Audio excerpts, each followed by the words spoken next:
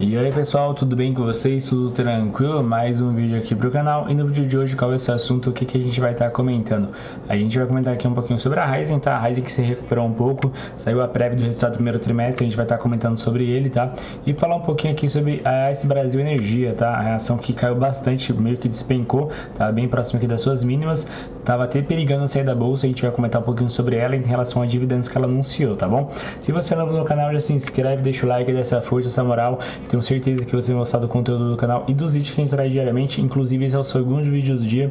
Se não assistiu o primeiro, assiste, que tá bem bacana. A gente fala um pouquinho sobre os Minas e o resultado do primeiro trimestre. Acabando esse vídeo, dá uma olhadinha lá que tá bem legal, tá? E lembrando, gente, que aqui é só minha opinião, não sou o dono da verdade, não estou 100% certo, só quero trazer alguns fatos relevantes, algumas notícias, fazer essa troca de ideia com vocês, tentar incentivar vocês a estarem investindo, estarem estudando, que é muito importante pro nosso futuro, e mostrar toda a nossa trajetória rumo à liberdade financeira, beleza? Então, caso tenha alguma dúvida em relação ao fundo imobiliário, ação ou renda fixa, comenta aí que a gente pode estar trazendo um vídeo futuro.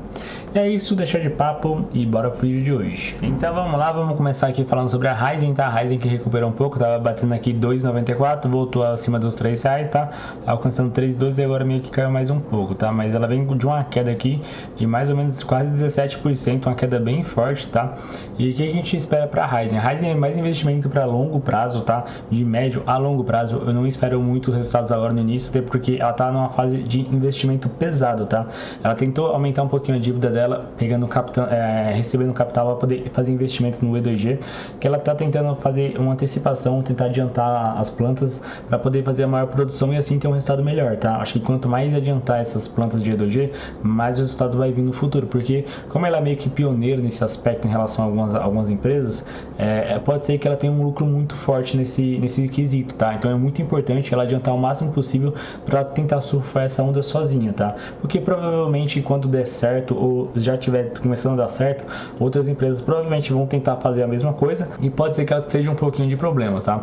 A gente vai aumentando nossa posição, tá? Você vê que aqui é um pouco mais de 6%, a gente tá com uma queda aqui de quase 14%, nosso preço médio é 3,59, hoje ela tá cotada a 3,03, a gente tem 527 ações. Eu pretendo comprar mais ações da Ryzen, tá? Até para melhorar o preço médio e para aumentar um pouco a minha posição. Obviamente eu sei dos riscos que ela tem, tá? Porque ela tem uma dívida muito alta mesmo, a margem é bem apertada, então caso aconteça algum problema, ela pode ser que ela sofra bastante, mas a gente espera isso, como é um investimento para o futuro, para longo prazo, eu estou bem tranquilo em relação a esses temas, tá? E vamos comentar aqui um pouquinho sobre o fato relevante, tá? A prévia operacional do quarto trimestre do ano safra 23/24, tá? Meio que como ela pega de junho a junho do outro ano, de junho de 2023 a junho de 2024, fica aí como quarto trimestre, tá? E não como o primeiro trimestre aí do que é o esperado, beleza? Então aqui o quarto trimestre de 22/23 em relação à moagem de cana aqui, de 0,3 passou aqui para 1,1.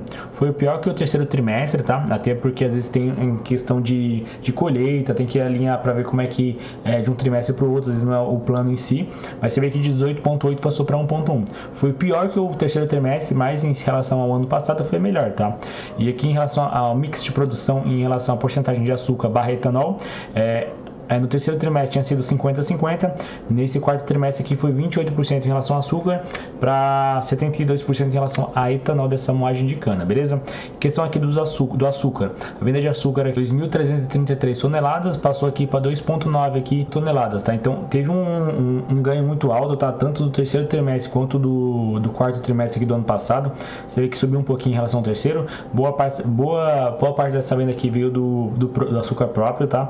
E teve um pouco aqui da comercialização e assim, o preço médio foi um preço assim, não foi tão bom quanto o terceiro trimestre, que estava na casa aqui do preço médio 2,7, mas estava aqui entre 2.350 até 2.450, então estava numa média boa, comparando aqui o mesmo período do ano passado, tá? Então acho que é interessante assim, o valor não estava acima do esperado, mas foi uma venda, acho que um valor interessante, como teve uma produção maior, um volume maior, foi até melhor aqui em relação ao ano passado, beleza? Em relação aqui aos renováveis aqui, a venda de etanol aumentou também, aumentou em relação ao terceiro trimestre e foi basicamente um pouquinho maior que o quarto trimestre do ano passado. E o valor aqui foi bem pior do que o ano passado, tá? Tava em 3.481, passou aqui entre 2.350 até 2.500, um pouquinho abaixo também do terceiro trimestre. Então, em relação a isso, por mais que aumentou o volume de vendas aqui, acho que pelo valor aqui ser bem menor do que estava, foi um pouquinho ruim, ruim, tá? E em relação à produção do E2G, que é o que eu acho que é mais interessante que a gente está vendo aqui, essa evolução.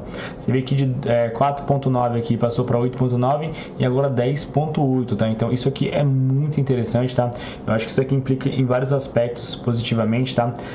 Venda de energia aqui elétrica também aumentou. Você vê que aqui aumentou estava de 5.245, passou para 7.645. Em relação ao trimestre anterior foi um pouquinho pior, tá?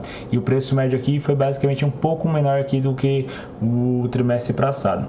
Pode ser que assim, tem também aqui a mobilidade, né? Já estava esquecendo dessa parte, tá? Você vê que aqui teve um ganho, né? Em relação aqui o terceiro trimestre, o quarto trimestre, mas em relação ao terceiro trimestre que não foi muito bom, tá?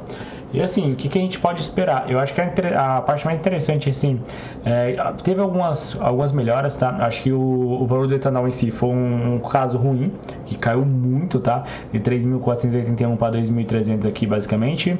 A produção do E2G aumentando, isso aqui é muito bom, tá? E o início da operação da planta 2, Bonfim, e ritmo constante com a capacidade de produção da planta 1 em Costa Pinto, isso aqui é muito bom, tá, gente? Então, apenas com 2 plantas, ela já vem aumentando a produção e tá tentando adiantar outras plantas para poder fazer aumentar cada vez mais a produção e assim dar um resultado melhor, tá? É aquilo que eu falei, é um investimento para longo prazo. Ela tá tentando adiantar as plantas para conseguir produzir mais esse 2G. Até 2027, ela tá tentando colocar 9 plantas em produção e não sabe se as 9 em produção máxima, mas boa parte delas sim. Então, acho que a produção vai vir muito grande para o futuro e a gente tem um pouco de paciência e esperar. Obviamente tem um risco pelo fato da empresa estar bem endividada, tá?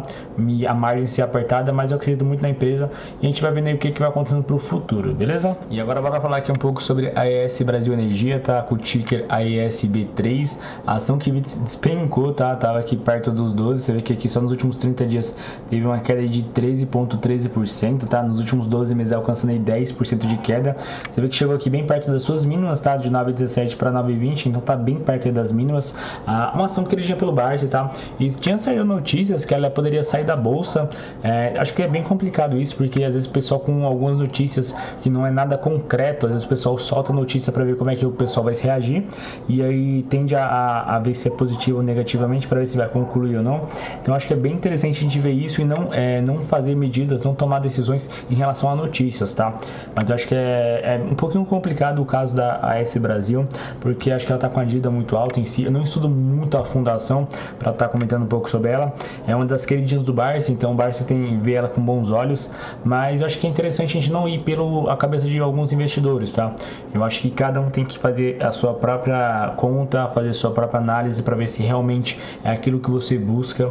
Você vê que ela não pagou o dividendo nos últimos 12 meses, então tem que analisar isso também, porque às vezes o Barsi em si, ele investe em outras empresas que pagam bons dividendos e algumas empresas que não vão pagar, buscando um crescimento ou que vai pagar daqui 3, 4, 5 anos.